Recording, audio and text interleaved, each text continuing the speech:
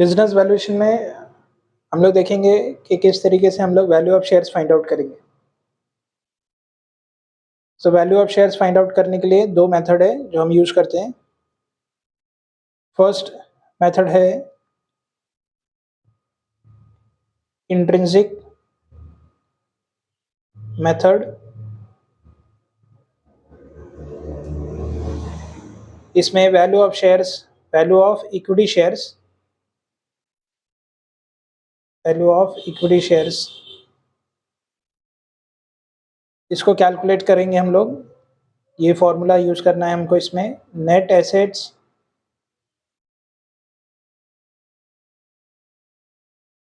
Available for equity share holders, equity share holders, divide करेंगे इसको number of equity share से, number of equity shares. तो ये intrinsic method में हम लोग ये फॉर्मूला यूज करते हैं। सो यहाँ अभी जो क्वेश्चन हम करने जा रहे हैं उसमें आपको सिर्फ एक ही मेथड पूछा है,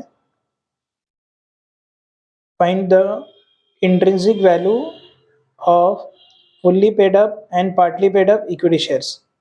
सो यहाँ पर फुल्ली पेड अप और partly paid up equity shares जो है उसका दोनों का वैल्यू आपको फाइंड आउट करना है। सो क्वेश्चन में क्या दिया देखते हैं। सबसे पहले लायबिलिटी साइड में ऑथराइज कैपिटल है, ठीक है, इसको ऐसे ही रहने दो। Issued and paid up capital पे हम फोकस करेंगे। सो इशूड कैपिटल है अपना 15,000 equity shares of 100 each, total amount is what 15 lakh. Call in arrears ₹20 each, total amount is 2,000।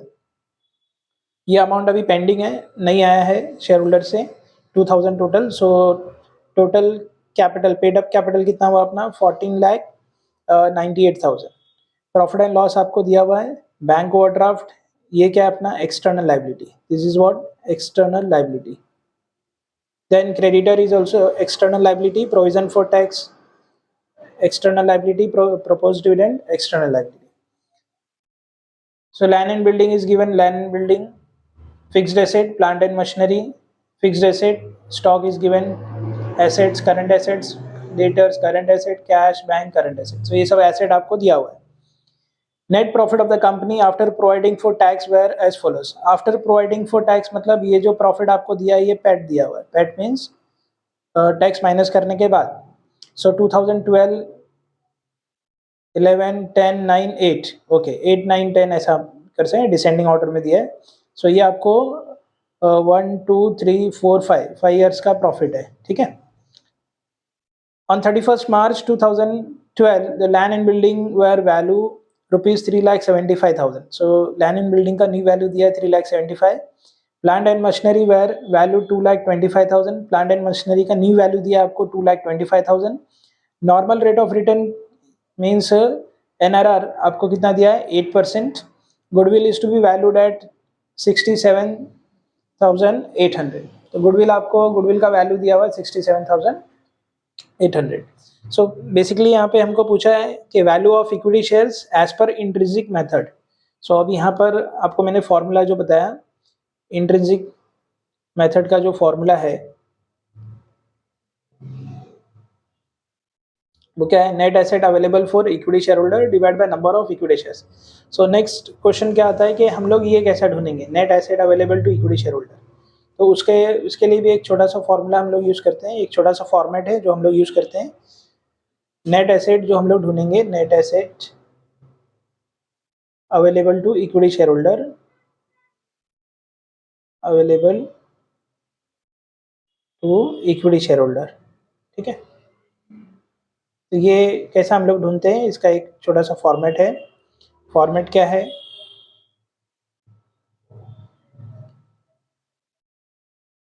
जो भी आपके एसेट्स हैं उसमें से हम लोग एक्सटर्नल लायबिलिटी सब माइनस करेंगे।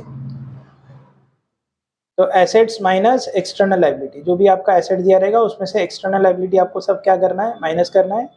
फिर जो आएगा इसमें हम लोग माइनस करेंगे preference share capital, preference share capital ये माइनस करना है। उसके बाद जो अमाउंट बचता है इसमें जो कॉल इन एरियर्स है वो आपको क्या करना है, ऐड करना है। फिर जो अमाउंट निकल कर आएगा इसी को हम लोग क्या बोलेंगे, net asset available to equity share holders. So ये इसका स्टेप्स है जो आपको फॉलो करना है, assets minus external liability minus preference share capital plus call in arrears. So इसके हिसाब से हम लोग अभी ये सम को देखते हैं। सबसे पहले एसेट्स में क्या क्या दिया है वो देखते हैं हम लोग। तो यहाँ पर सबसे पहले मैं क्या लिखूंगा, जो एसेट्स है वो लिखूंगा। एसेट्स में हमको क्या दिया था, लैंड एंड बिल्डिंग है, प्लांट एंड मशीनरी, राइट। उसका न्यू वैल्यू भी दिया हुआ है। सो आपको क्या लेना है, न्यू वैल्यू लेना है। अगर न्यू वैल्यू दिया हुआ है तो पहले फर्स्ट आएगा अपना building, land and building means उसका न्यू वैल्यू दिया था अपने को 3,75,000, यहाँ पर आ गया 3,75,000। दूसरा क्या अपना plant and machinery. So plant and machinery, इसका न्यू वैल्यू क्या दिया हमको, प्लांट एंड मशीनरी 2,25,000। सो यहाँ पर हम लोग लिखेंगे 2,25,000। फिर और क्या है इसमें, इसके बाद था स्टॉक। स्टॉक का कोई न्यू वैल्यू नहीं है तो हम लोग क्या लेंगे, बुक वैल्यू लेंगे। सो बुक वैल्यू इसका कितना दिया है, बुक वैल्यू इसका 4,50,000। सो स्टॉक का बुक वैल्यू है 4,50,000, तो यहाँ पर आ जाएगा 4,50,000। स्टॉक के बाद क्या दिया था, डेटर्स। तो डेटर्स ले लेना है। डेटर्स का जो यहाँ पे वैल्यू दिया है, बुक वैल्यू है 9 लाख कुछ समथिंग दिया हुआ था, 9,07,500। यहाँ पर है 9,07,500। स्टॉक डेटर ये हो गया। कैश और बैंक आपको एज इट इज लेना है। कैश 20 है और बैंक है 1,30,000। सो कैश 20 दिया है आपको, कैश 20,000। और बैंक कितना दिया हमको, बैंक दिया 1,30,000। यहाँ पे एक चीज़ और आ जाएगी जो आपको नीचे एडिशनल इन्फॉर्मेशन में दिया हुआ है, गुडविल। गुडविल का वैल्यू दिया था 67,800। सो यहाँ पर आ जाएगा 67,800। सो ये सबको हम लोग क्या करेंगे, टोटल करेंगे। कैलसी में आपको टोटल कर लेना है। इसका टोटल अमाउंट ऐड करके आ रहा है 21,75,300। तो ये टोटल आ गया अपना एसेट्स। अब इसमें से हम लोग को माइनस करना है क्या, एक्सटर्नल लाइबिलिटीज। तो एक्सटर्नल लाइबिलिटीज में क्या क्या है वो देखते हैं हम लोग।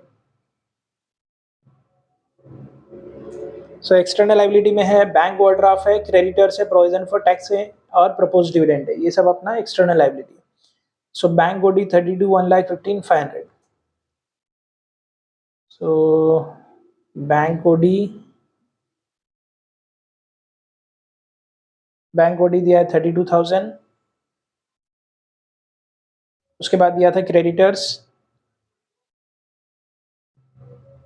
क्रेडिटर्स अपना कितना दिया हुआ है, 1,15,500। ओके, 1,15,500। सो यहाँ पे आ गया 1,15,500। नेक्स्ट क्या दिया था, प्रोविजन फॉर टैक्स। तो प्रोविजन फॉर टैक्स ये दिया है 67,500। तो यहाँ पर आ जाएगा अपना 67,500। फिर दिया है प्रपोज्ड डिविडेंड। प्रपोज्ड डिविडेंड ये अपने को दिया हुआ है 1,12,500। सो यहाँ पर हम लोग लिखेंगे 1,12,500। सो एक्सटर्नल लायबिलिटी में इतना ही दिया है, राइट। तो इसको हम लोग माइनस करते हैं। ये 21,75,300 में से ये सब माइनस करेंगे तो हमको मिल जाएगा यहाँ पर 18,47,800। 18,47,800 है। ओके, यहाँ पर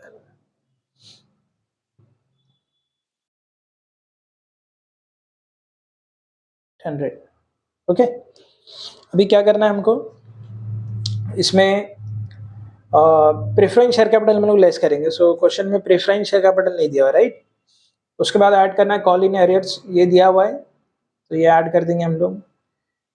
लेस, इसमें से लेस करते हैं. प्रेफरेंस शेयर कैपिटल नहीं दिया इसके लिए मैं नहीं लिख रहा हूँ, दिया रहता तो हम लोग माइनस करते. सो कॉल इन एरियर्स ये दिया हुआ है आपको, ये 2000 है. तो ये ऐड करने के बाद जो टोटल हो जाएगा अपना 18,49,800. सो ये क्या आ गया अपना, ये आ गया net asset, net assets available to equity share holders,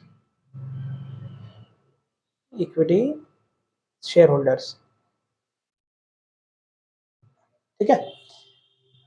अभी हम लोग जो इसमें पूछा है ये फॉर्मूला सॉल्व कर सकते हैं हम लोग.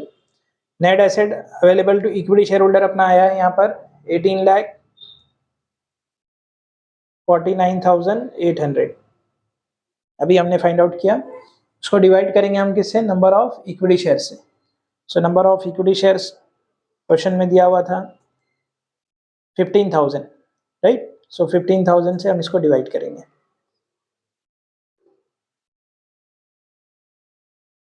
तो इसका जो वैल्यू आएगा निकल कर, वैल्यू पर इक्विटी शेयर्स वो आ जाएगा अपना 123.32 पर शेयर. ठीक है. सो ये जो वैल्यू आया ये फुल्ली पेड अप शेयर्स का है, फुल्ली पेड अप शेयर्स. आपको दोनों पूछा है, ये भी पूछा है और दूसरा क्या पूछा है, पार्टली पेड अप शेयर्स का क्या होगा, उसका वैल्यू हमको फाइंड आउट करना है पार्टली पेड अप शेयर्स का.